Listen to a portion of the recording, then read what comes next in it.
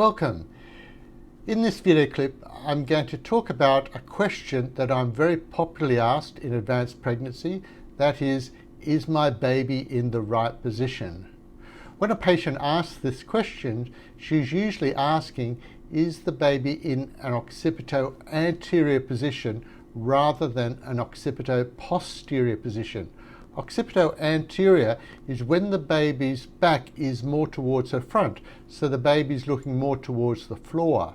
Occipito-posterior is when the baby's back is towards her back, so the baby's looking up more towards her front.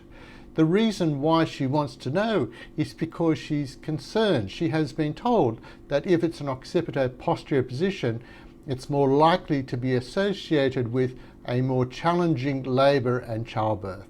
So I want to cover this topic in this video clip.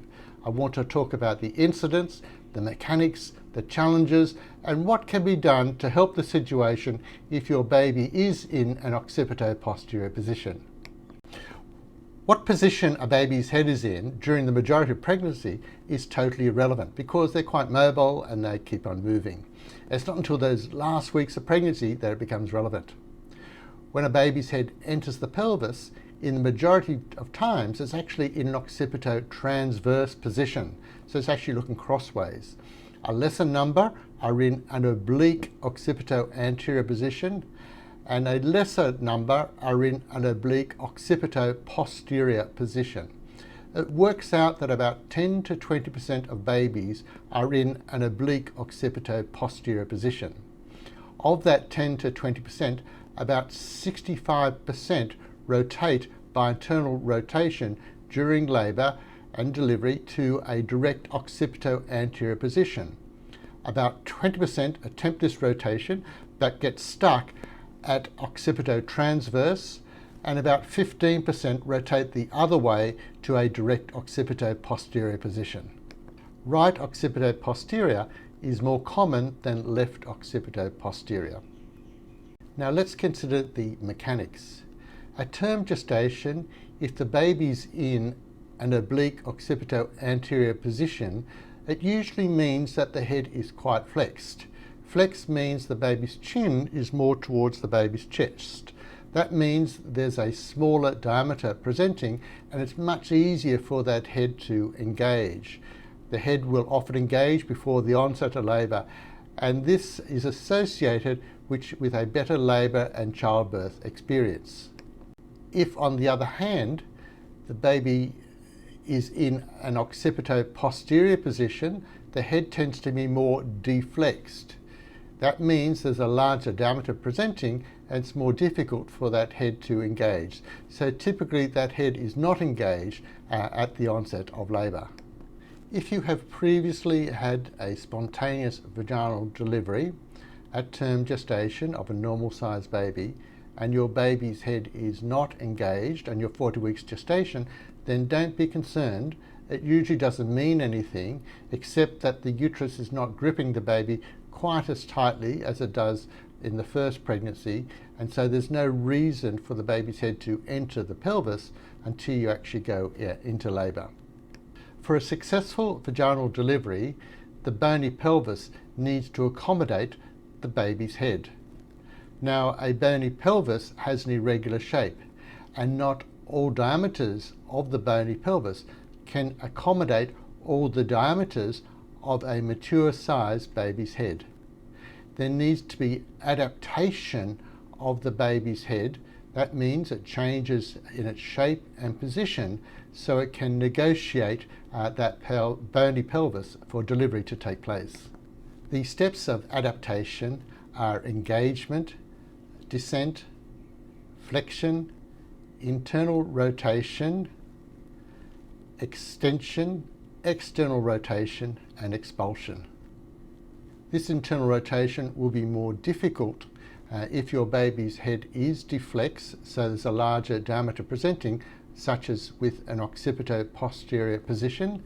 If the uterine contractions are not strong and efficient, if you have an abnormal shape to your pelvis, if the baby's head is too large, or in your first labour, if you have a quite good pelvic floor muscle tone. With an occipito-posterior position, the baby's head can get stuck even though the baby itself is not too large.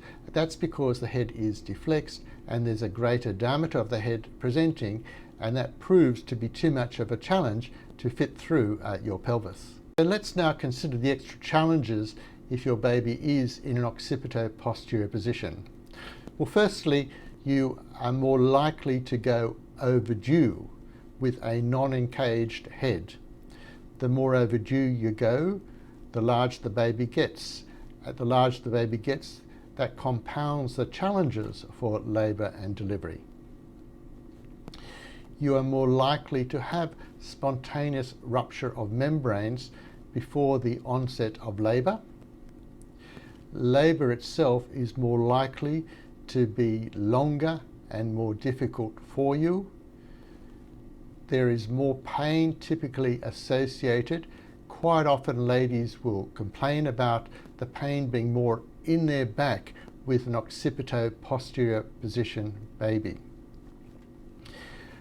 With an occipito-posterior position and a longer, more difficult labour, there's a higher incidence of fetal distress. There is a greater likelihood that you may need a caesarean section delivery because of lack of progress in labour.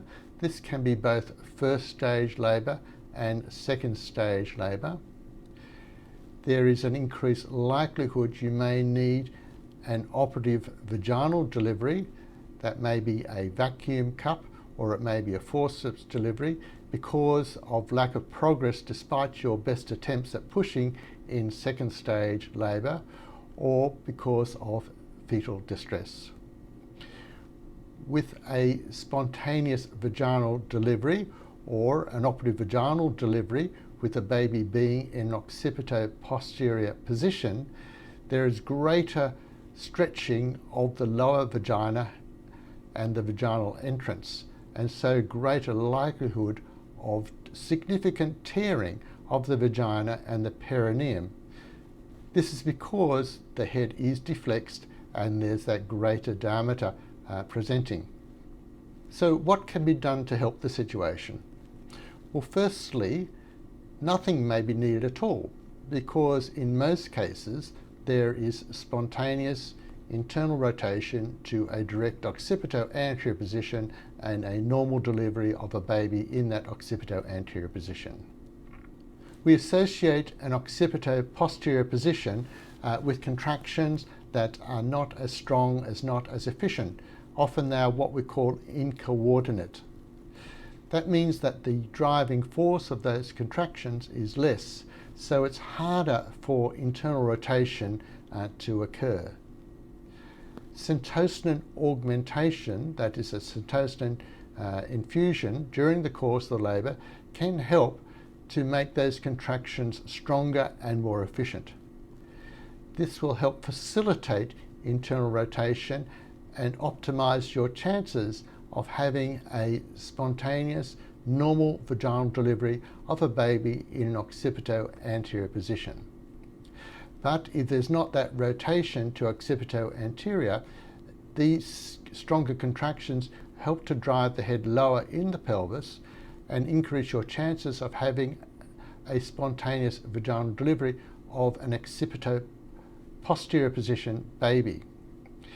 If an operative vaginal delivery is necessary, then the head is lower in the pelvis, and so that makes it safer. It will also reduce your likelihood of having a caesarean section delivery because of lack of progress in labour.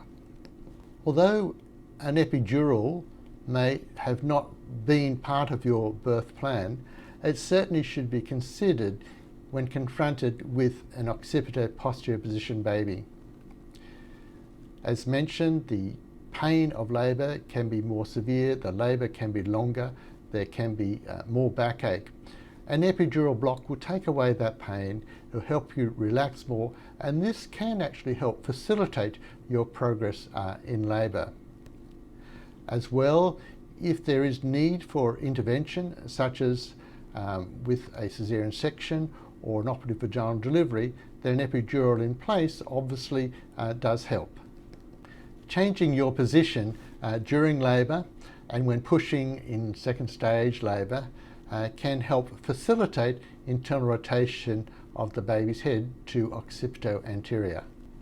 As mentioned, you may need to have a caesarean section because of lack of progress in first stage labour or second stage labour, or because of fetal distress.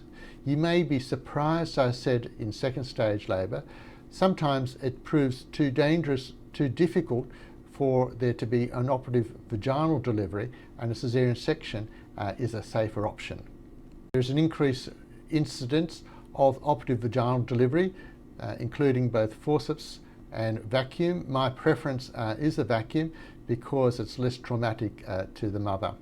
But this needs to be done with great care and with great skill.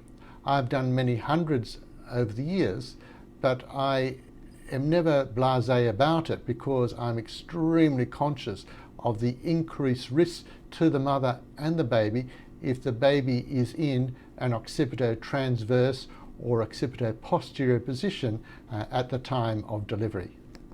With the deflexed head of the baby, there is increased likelihood of more significant tearing of the vagina and the perineum. So the accoucheur needs to be very, very conscious of this in order to take measures to minimize that risk. And certainly there is an increased likelihood that you may need to have an episiotomy to avoid nasty tearing taking place. It's a good idea not to go too far overdue. The more overdue you go, the larger the baby gets, and that will just compound the problem. But having said that, induction of labour is not necessarily straightforward. Typically with a baby in the occipito-posterior position, the head is deflexed, there's that larger diameter presenting. The head is not engaged, may be quite high, the cervix may be very long and closed. That means that attempts at induction of labour are more likely to fail. Having a failed induction means an emergency caesarean section delivery. When confronted with that, some patients will opt for an elective caesarean section delivery instead. And so for some patient, that's a realistic choice rather than attempting a difficult induction which may well not work.